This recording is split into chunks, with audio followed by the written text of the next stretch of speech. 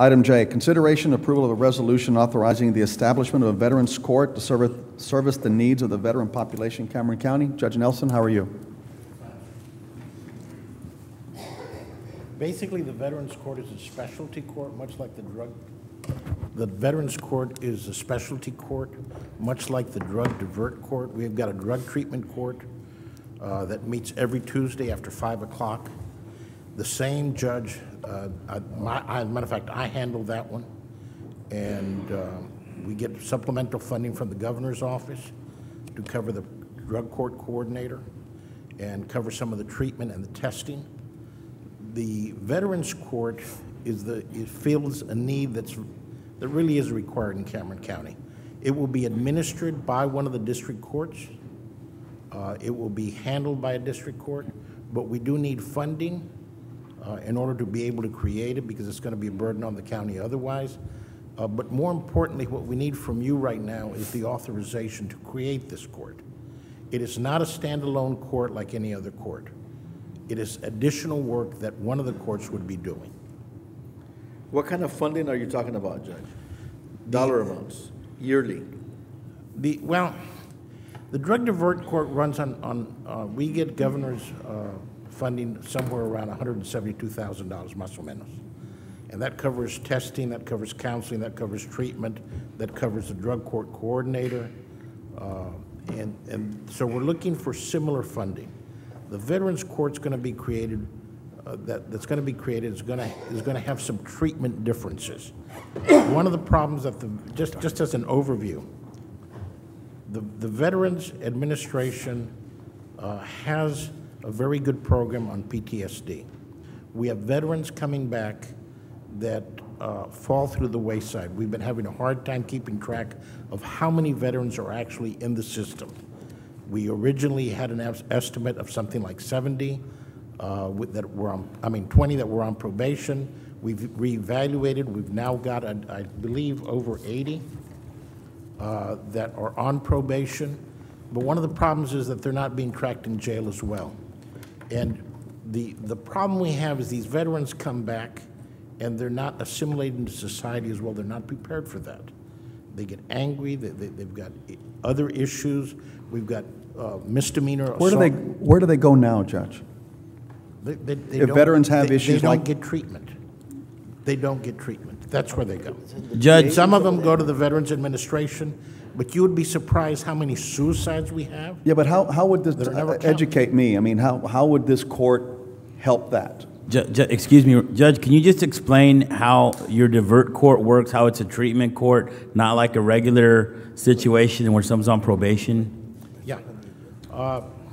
And it is analogous to the drug divert court. The drug divert court deals with people that have a drug problem. Statistically, the research shows that for every dollar invested in drug treatment, the society has a savings of $2.6 for every dollar. The Veterans Court would attempt to identify people that have emotional problems. A lot of them come in as family abuse, assaults, public intoxications, things like that are related to their service, but they're not identified by the Veterans Administration as service related. And and they come back. They're taught to handle millions of dollars of equipment, be in high-risk situations. They come back and they are, common Joe. They're looking for jobs. They're frustrated. They have tensions at home. Some of them commit suicide. After they're out, they're not identified as service-related. And so we have a major problem with our veterans. This is an attempt to identify veterans that have incidences with the law from misdemeanor to felony and brought into the system so that we can go ahead and get them incorporated into society and reduce the recidivism. The recidivism in drug court treatment has been one of the great successes nationally. We reduced the recidivism significantly with all our graduates. The Veterans Court has had a great deal of success. We've I visited the court in Tulsa, and their success rate with PTSD in particular has been great. Judge, let me ask you a question. There's been some discussion at this level regarding this, and I think there's a lot of support for it. Just a couple of questions or a Yes, couple sir. of concerns. Is one, as Commissioner Gatsa mentioned, is how much is it going to cost? And not for, that's got to be a factor. I mean, we're looking at No, spending $1 million probably on establishing a probate court that, you know, we're going to have to find funding for that. Now, Judge, this is not a standalone court. Okay. It's not anything similar funding. In terms of the cost to the county, we hope to, the reason why we're asking for the authorization to create the court is so that we can go get funding from a national and a state basis, Not a local basis. not a local basis. what would be, the other discussion that we've talked about is, and I don't know really where we're at on it, but discussion about the 357th becoming a family court Yes, as sir. well. Would you have a problem in that we ask that they convert that court to a family court / veterans court? Yeah, but it's not appropriate because the Veterans Court, again, is not a standalone court. There is no court that I know of throughout the state that is a standalone court other than some magistrate-run courts, for example, in San Antonio and other places, that are funded by the county to a great extent. But why, okay, Judge, can you explain how your divert court works, how other cases come to your court? well, I don't think there's an understanding of that. I'm a little concerned with going in another court because it's not on the agenda to talk about that. So, I guess I'm just trying to get as to why we Well, cannot. well, it's analogous to the divert court. It's actually very similar. I handle my regular docket in the 138th.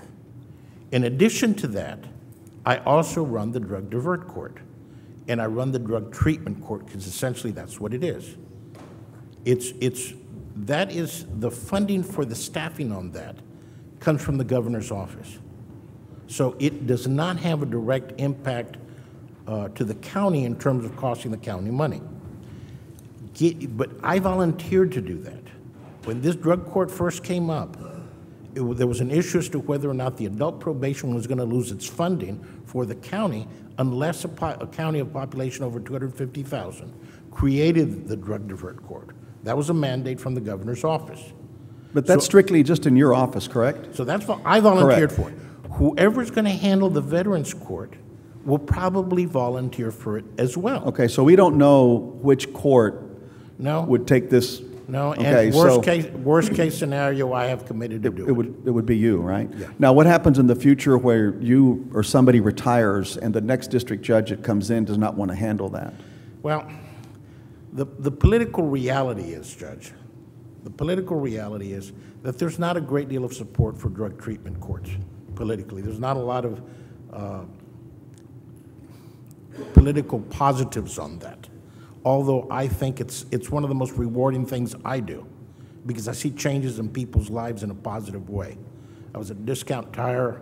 The guy who repaired the flat on my car was a drug court graduate. And I talked to him after. This has been a year after he graduates. His family has been rehabilitated. He's doing well, and it's wonderful. Okay, so it's a positive thing.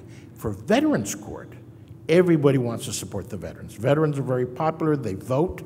They go out. I don't anticipate having a hard time finding somebody who wants to help veterans. It's a very popular thing. I don't anticipate that being a problem. So then it would not be appropriate to ask that the 357th become the designated court for family and veterans? No, sir. No, sir. That would not be No, appropriate? sir, it would not. Because you don't know if whomever runs is going to undertake that? We don't know who's going to get appointed. We don't know who's going to run. We don't know who gets elected. We don't know. I mean, one of the reasons why I did drug court is I no longer have children that are school age. So when I go home, the only one that's waiting for me is my wife, and that's okay. She's okay with this. It's a good cause. So, You are on TV, you realize that? No, I didn't.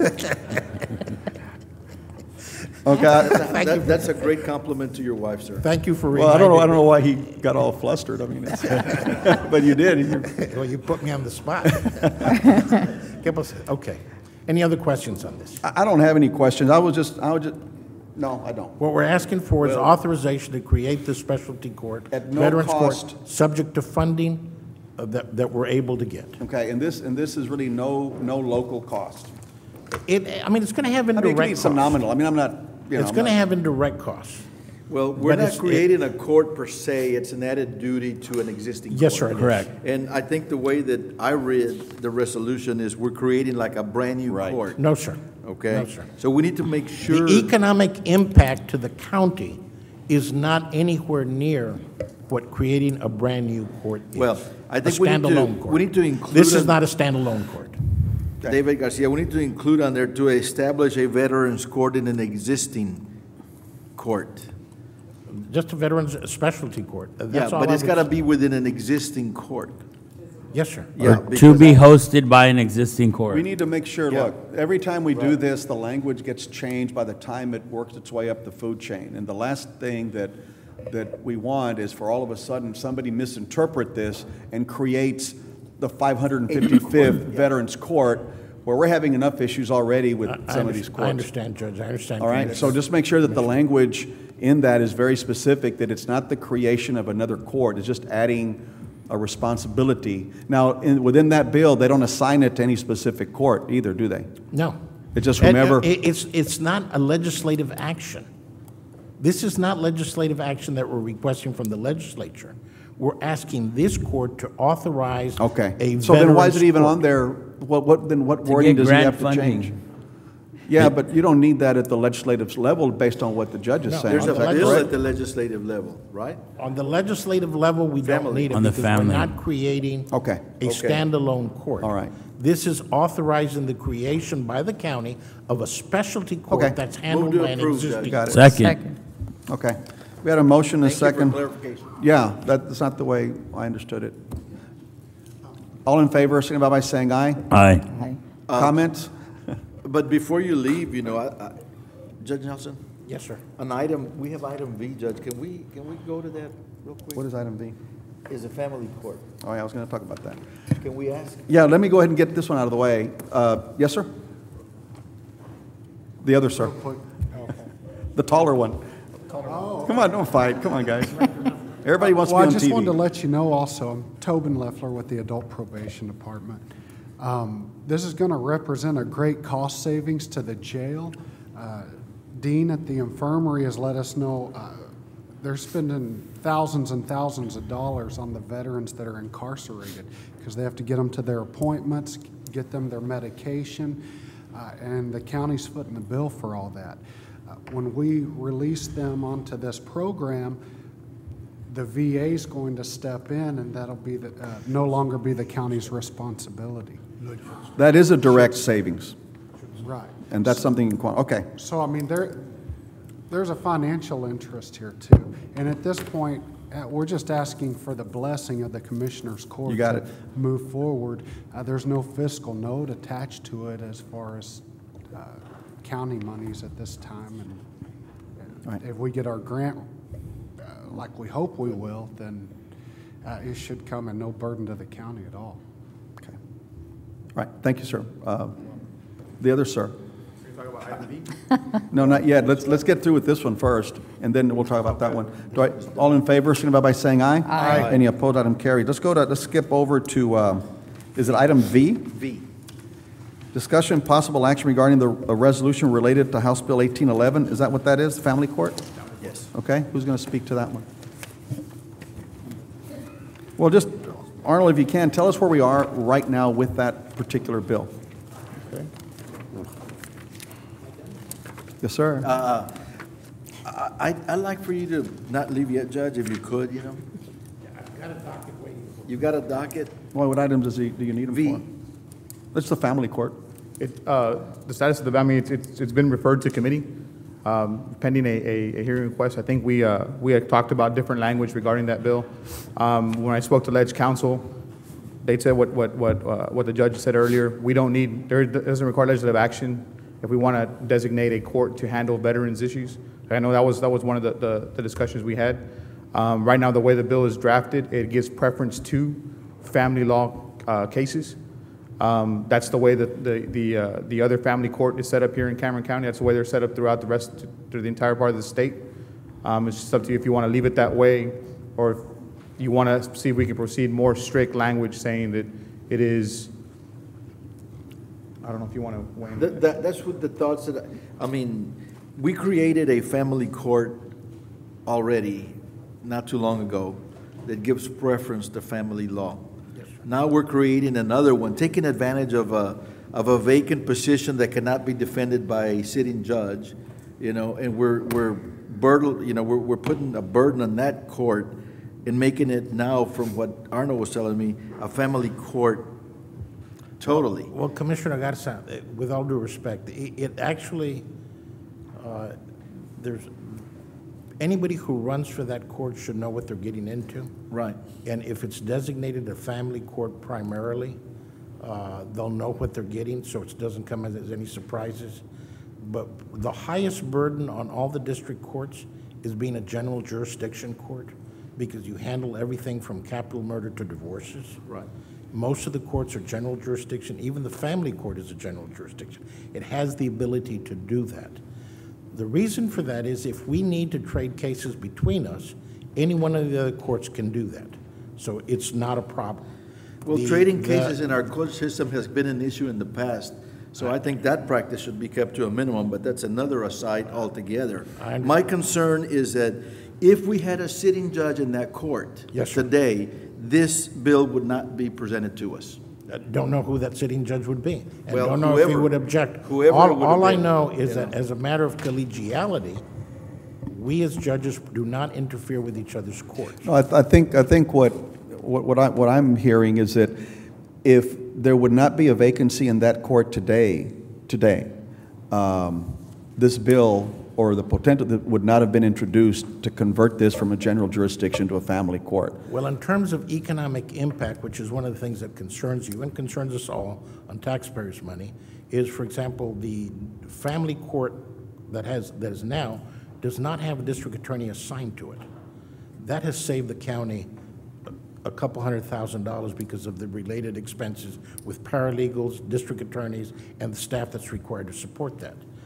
By doing this, the county should realize some savings as well. If we convert the 357th into a family court, my only concern with giving it preference, like preferential, is that, I've said this before, there's just no romance in dealing with family law cases in these courts. So consequently, they're reluctant. What I hear from other judges, they're just reluctant. They don't want to do that. It just takes up so much time, and it causes a backlog in other criminal and civil cases. The problem with the 444th, the other family court? I don't know who monitors and controls. Is it controlled at the district court level, where if it's a family dispute, it all goes to the 444th? The district clerk's office makes sure that, I think it's 50% of all cases in that court are family law. Then the rest are distributed. By creating the 357th as a family court law, it's going to reduce the amount of family law cases on the rest of the courts. Right, I understand that. And who monitors? And it also should save the county money by not requiring an extra district attorney. I understand that. 357th. Who monitors this 50% number? The clerk's office. Okay, so does anybody monitor that number? We've met on that regularly. We've discussed that and had it checked at least twice that I remember, personally, at the Board of Judges meetings. Is that a yes? Yes, sir. Okay, so somebody to I'm monitor explaining how it's 50%. run. Okay, because I think that, and I think I've spoken to Arnold and maybe David as well, that if we're going to support making the 357th a family court, it's got to be a family court, 100% family court, nothing else. That's what I would like to see happen. Just And the Board of Judges has no problems with that. okay. That initially was what some of the discussion was. It went back to family court because there was a pushback from the legislative side where they said they prefer it to be the same as the 444th. And that's how that got to where it's at politically. Yeah, but that court was handling a lot of criminal cases. Is that not going to backlog the other courts, Well, I would, I'm not familiar enough with that area, but I think what would happen, it would relieve the other district courts from handling as many family law. Yes, sir. And it would, I guess, facilitate or expedite the handling of other cases. because they're no longer, how long does a typical family case last? Is it somewhat Well, longer? the case cannot be heard for at least 60 days after it's filed. If there are child custody disputes, those normally are regular civil trial. They can last anywhere from 2 days to a week and a half to 2 weeks. So that usually is the life of that kind of case. It's usually very contentious. The nature of the beast is that people are losing their family, the emotions are high. The risk factor in terms of risk to the judiciary staff and everything else also increases with family law cases. A lot of the violence that has been committed nationally has been surrounding family court cases. So there are other implications to it, but it does relieve the other courts from a higher percentage of family law cases. I think from my perspective, if we're going to pursue the family court issue in the 357th, which I don't know yet if we're going to do that, but if we're going to do that, then I'd like to see it be 100% family court, 100%, and not give the clerk or anybody that option of, well, we're going to give you X. That's what I would like to see. If there's no objection from you all, then I think it gives us some cover. We have not voted for it, but I don't think there would be an objection from the Board of Judges. Okay. We have not voted on that specific issue, but I do not think you would have any objection from the Board of Well, Judges. some of the district judges that I've spoken to have not expressed any, they didn't have a problem with that. They did not have a problem. Well, let me take it back. They didn't have a problem with converting that into a veteran/family court, but if that's no longer an issue, I don't believe that they would have a problem. Can you check with them just as a, maybe poll them and be glad to, and see if there's a problem with it, and just and let us know Be glad to. before we move forward? Who should I communicate that to? To me, Okay.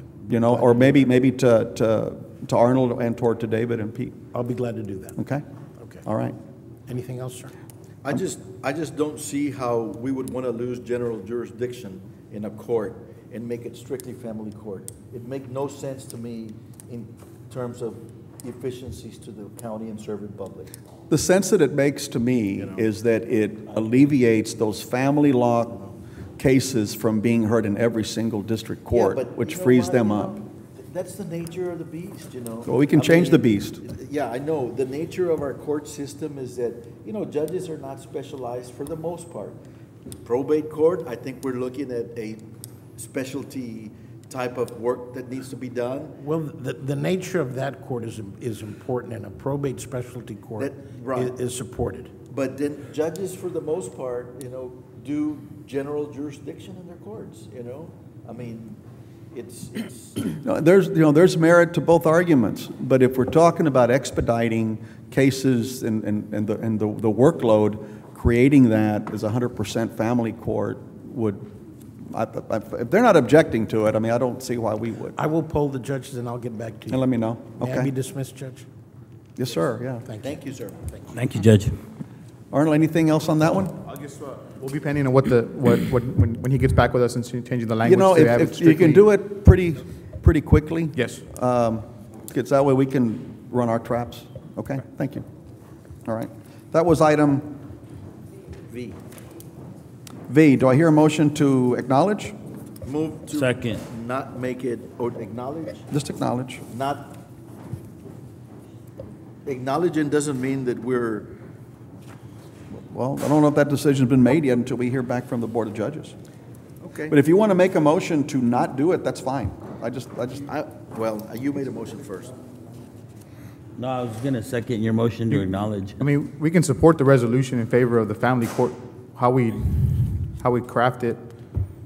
We can present the language to you all then. But I don't know if there's even consensus at this point to move forward with creating, even naming it a, The benefit, and Judge Nelson brought up a good point. The benefit is if the person running for it knows it's going to be heavily family, then you're going to get people running for it that have an interest in family court cases. And that, for the benefit of our citizens, the people that are having their case heard, is big. Because we have thousands of cases that go through our court system. But a lot of times these family law cases are that only one, that's the only case that family's going to have ever in the court system, and it's very important to them. And so when you have a judge that's willing to sit there and spend several hours in a hearing temporary orders, then, you know, it's an attribute to someone who's willing to do that. And sometimes if you don't have someone willing to do that and they push it along, then the litigants aren't going to get the benefit. But if you have someone running for that court that is very interested in family law and practices mostly family law, then they're probably going to better serve our citizens when it comes to these family law issues. So, I mean, there is, I think, a true benefit by having it designated so that people that run know up front, hey, this is what I'm getting myself into. All right, do I hear a motion to acknowledge? Or is there another motion? Well, do we need a resolution of some sort here? I mean, this is regarding a resolution, but I don't see any resolution attached to this. I don't think any of them have resolutions. Someone did? I would make a motion to create a resolution in support of creating the family court, the 357th as a family court. 100%.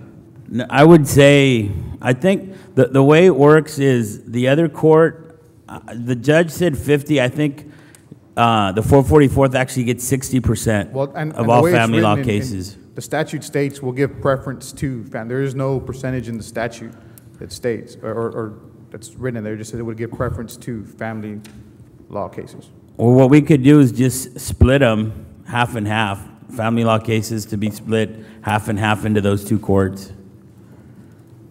So all we have to do is say preference, and then the clerk's office could just split them.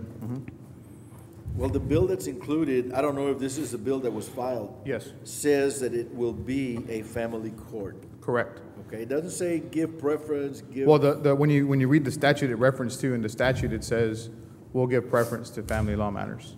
It's the way it's written in the code. All right, well, are we ready to do something with this one or no? I still believe that it should be designated as strictly a family court. That's been my position from early on, and it's going to continue to be that. We have a motion. I think right we have a now, motion. Judge, you've asked for a motion to acknowledge, but you didn't get one. Right. And Dan has one, or Commissioner Sanchez has one, to create a resolution in support of a family court.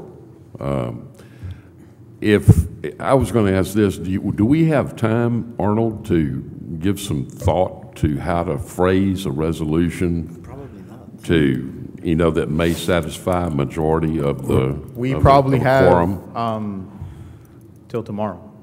I mean, Until tomorrow. I mean, we need to get if it's going to change, the language is going to change, then we need to have a substitute and that get drafted and get, so we can present it to the committee in the hearing. But So really what you're saying is we need to know what kind of family court we're trying to create here. right. Or reclassify, I guess you would say. I'll second that motion. The motion being to designate it as a family court? Yes. Okay. That was moved by Commissioner Sanchez, second by Commissioner Hernandez, to designate as a family court. What do you want to do about in terms of the language on percentages? Just leave it like that, or what? We don't have to give a percentage, right? We We need to it create would it first. it would probably say either the way it's written now, give preference to, or strictly be family law cases. Would be I guess the only two versions we can put in there. Percentages If won't. we say give preference to, then it'll be like the other family court, and they'll get 50-50, pretty Right, much. or if the district clerk, if you all decided that to have the district clerk give all family law cases to this particular court, so you all can do that. But that leaves it at the discretion of the district clerk. Correct. Right? But she'll Well, split is them there anyone between here two. from the district clerk's office that could talk about this? Eric, how are the cases?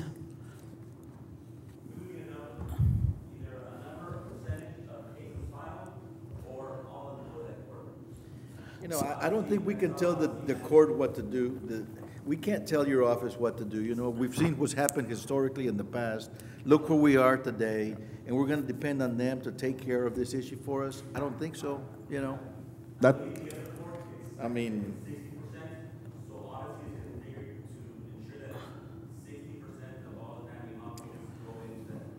Well, let me ask a question. All of the family law cases that are filed in Cameron County, 60% of them go to that court.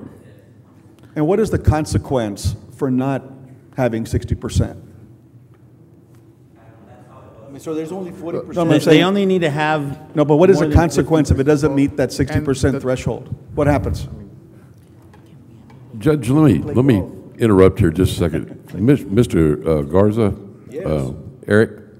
Which one? You just said 60% of all family law cases are filed in the 444th. Okay, and I'm not necessarily doubting that, but I want to make sure that you mean what you say, because there's a lot of family law court cases filed, and isn't the statute designed to assure that a preference is given to family law cases in the 444th so that his docket should have more family cases than not, and the rest of the family cases that are not filed in his court are spread randomly among the rest of the courts? Okay, so in essence then, all of our district courts have family law jurisdiction, and let's say 51 out of 100 of them at least go, no, I'm sorry, 50% or more go of Judge Sanchez's docket are family law cases. Okay. All right, so that being so, if we were to treat the new court the same way that Judge Sanchez's court is working. Which is the way the bill is drafted right now, to treat It it, is. to treat it the Okay. same way. The percentages that come either through the Board of Judges but not through legislative action. The percentage numbers of 60% or 51%. The only thing that's through legislation and through the statute is the preference to family law. Okay, and I have one other question about this, and that is if we were to go to a court that only gets family law cases, how does that fit into the scheme for random assignment of cases? Do we just say, okay, if we have one court with 50+% family law jurisdiction, or family law cases, we have another court that only has family law cases, do we figure out then from a total of how many cases they can handle and then assign the rest of them on a random basis to the other district courts? Actually- Is that how that would work? They would all end up in those two courts, Bruce.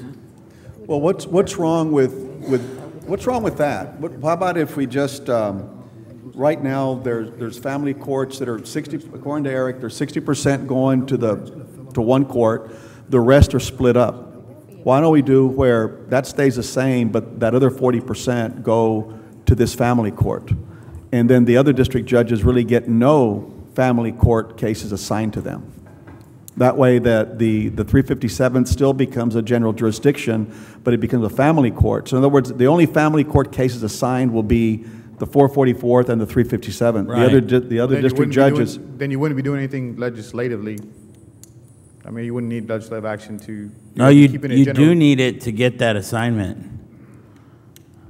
To get the assignment of the because because I right already- now, the 444th has to have Right. majority of their cases be family. The 60 is a number, I don't know where they come up with 60, but all they have to have is 50% plus one case. Yeah, the So, issue is that you can't break it up into percentages Right. at the state level. Right. Here locally, you can do that after the legislation. and it's the Board of Judges that vote on it and do it, right? I think the reason you do need it legislatively, because you don't want a district judge that gets elected coming in and say, look, I don't want to do family And what family Arnold law. is saying, we just emulate the 444th court. And I then, don't have a and then problem with later, that. Okay. they end up splitting the percentages once the court's created Right, the way but it it's would created. remain general jurisdictional plus. Plus I family. don't have a Right. problem. It'd be focusing on family, just like the 444th. Just like the 444th. The only change will be that none of the other district judges will get family court cases. It'll all be going to either one of these Right. two. That Are should we be the okay way with it is. that? Wouldn't we be overburdening the? Because they're not going to, those that's all two? they're going to be hearing. Overburden They can who? still hear other If cases. you They're just take going to have to away give preference from to the family law other courts. District judges, okay, and they're not gonna hold any family law cases. wouldn't you be overburdening way ahead of time? I mean, everything's gonna go between Judge Sanchez and whoever comes in.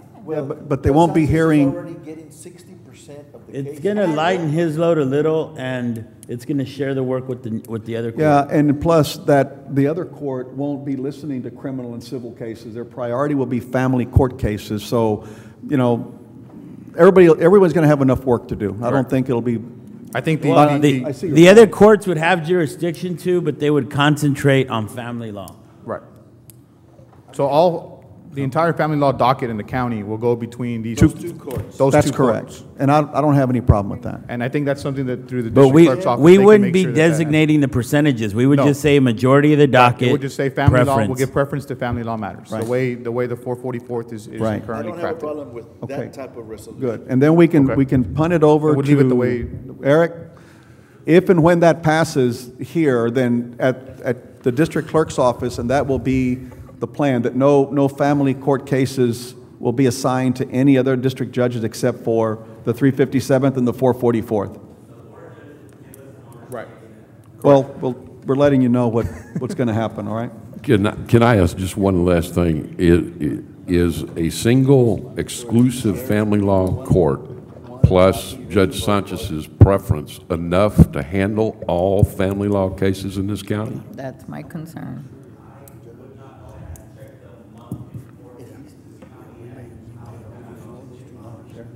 Is that something that the district courts, as a board of judges, in connection with working with the district clerk, can figure out and assign, you know, in terms of, you know, the dockets to these two family-oriented courts? I haven't looked at the legislation to do it. Is that the way it works? Yeah, let's Okay. move on. But can you get with Judge Nelson, let him know what the latest dialogue is? Yes, sir. Ask him if they would have a problem with that, where you designate these two courts as family courts, so the other district judges don't get any other family court cases at all. Okay. Ask them if they're okay with that. If they are, then that's the language that you put in. Question, Judge. Answer. Yes, sir. I call for question. You got it. Oh, what's the question? Let's vote. I'm ready. Make a motion. We already had a motion and a second. Motion. Already. Second. You know what kind of resolution we need, right? All in favor, signify by saying aye. Aye. Any opposed? Item carries. Item K, consideration